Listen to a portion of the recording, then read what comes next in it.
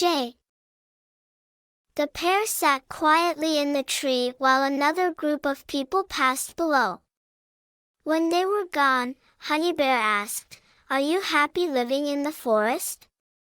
Giving a slightly puzzled look, Jurumf replied, "Of course I am. Isn't it obvious?" "Well, yes, I suppose so," Honey Bear continued. "It's just that you seem so keen to see your friends at the zoo." "That's because I am keen," Jurumf said. "But it doesn't mean that I want to live there." He shifted his weight on the branch. "And my forest friends are just as important, Potting and Arlie, Harold, Geraldine and all the others. You, of course," he added, with a twinkle in his eye. "I see," said Honey Bear, sounding relieved. "And think of all the things that have happened in the short time since I arrived there," Jurumf went on. "Like the journey we made to the waterfall. Although it took some doing persuading you to go." "Well, it wasn't exactly nearby," Honey Bear said. "And you know I'm not fond of long walks. But you must admit it was worth it." And Jurumf made fluttering motions with his fingers. "Do you remember that butterfly with the bright red marks landing on your arm while we were walking there?" "Yes," said Honey Bear. "I love butterflies. They have such beautiful colors." "An excellent day out," Jurumf said. "And best of all was how you growled at those two men who suddenly appeared to frighten them off and stop them seeing me, so they couldn't tell the zoo they'd found their missing gorilla." Jurumf scratched his head with his hand, thinking for a moment. "And other things, like those strange birds who appeared in the tree next door with the long sharp beaks, what are they called?" "Herons," said Honey Bear, smiling. "It's funny how we've never been able to get them to speak to us, however hard we try." "That's right," Jurumf said. "And the strange way they have of staring all the time. And then there was you falling through the ice on the frozen lake," Honey Bear said, laughing. "And the ducks and geese helping me to rescue you." "Yes," Jurumf said. "But it wasn't funny. I don't think I've ever been so cold." "And you finding the beautiful purple flower," Honey Bear went on. "And annoying Snotty, even though I didn't mean to," Jurumf said with a smile. "And making the lovely garden," Honey Bear continued, smiling at the thought. "And planting the beautiful purple flower there.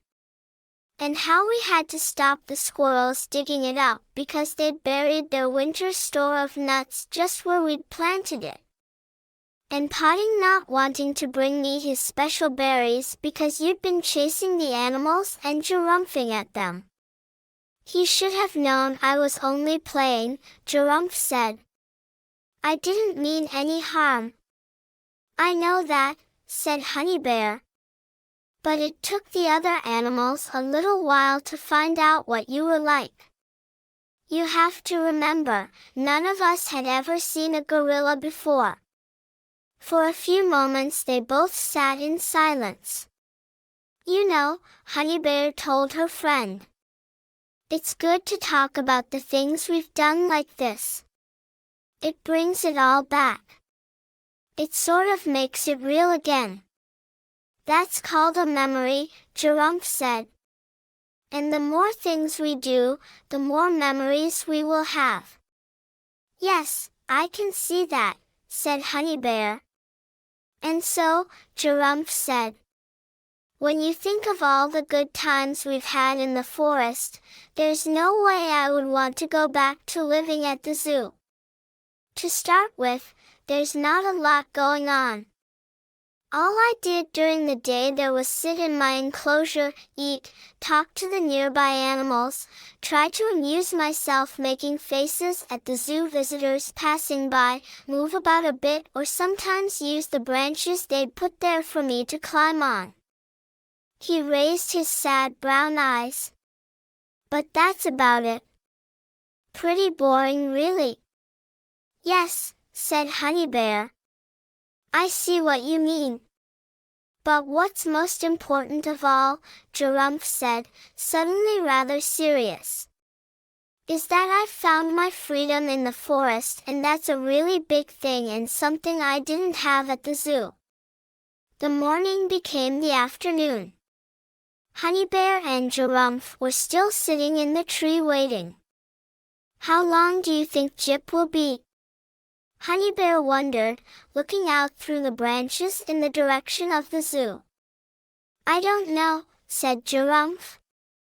"As long as it takes, I suppose." "How long's that?" Honey Bear continued. "We've been waiting for ages."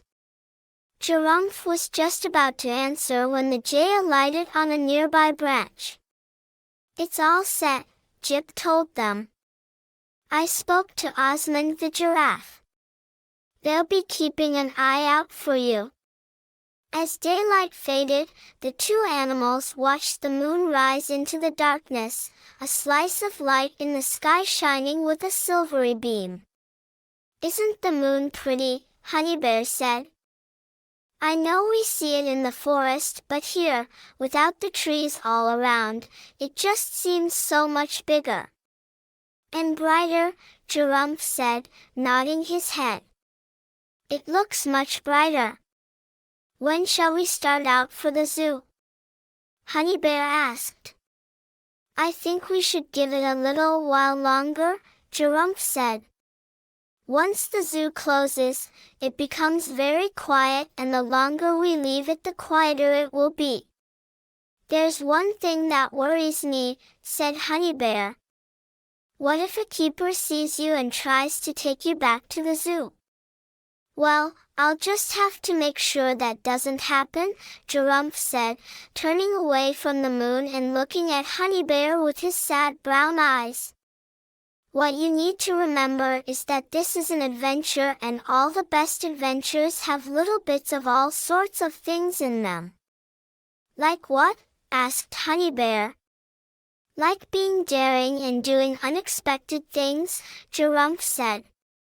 "And feeling excitement and danger and seeing new places and making new friends and doing new things." "I see," said Honey Bear with a long sigh. "The trouble is that I don't think I feel very adventurous." "Don't worry," Jurump said. "Once we get going, I'm sure you'll find out that you do." After it had been dark for some time, Jurump raised a hand. "I think we can go now," he said, looking around to make sure there was no one about. "All right," said Honey Bear. "You lead the way." Keeping out of the moonlight as much as possible, they made their way quietly towards the zoo. It wasn't long before the main gates came into view, with a wall running away on either side. "The gates are closed," said Honey Bear. "I know," said Jurump. "That's because the zoo is shut for the night." He pointed ahead. "We can climb up that tree and drop down inside." This took them no time at all, and soon they were standing on a path inside the zoo.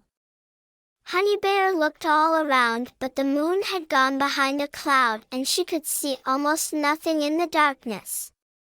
"We go this way," Jurump said, setting off along the path. After a few minutes, the moon came out again and Honey Bear could see they were approaching a large enclosure, in the middle of which stood a tall building. "That's where the giraffes live," Jurump said, when Honey Bear asked what it was. He pointed to a corner of the enclosure.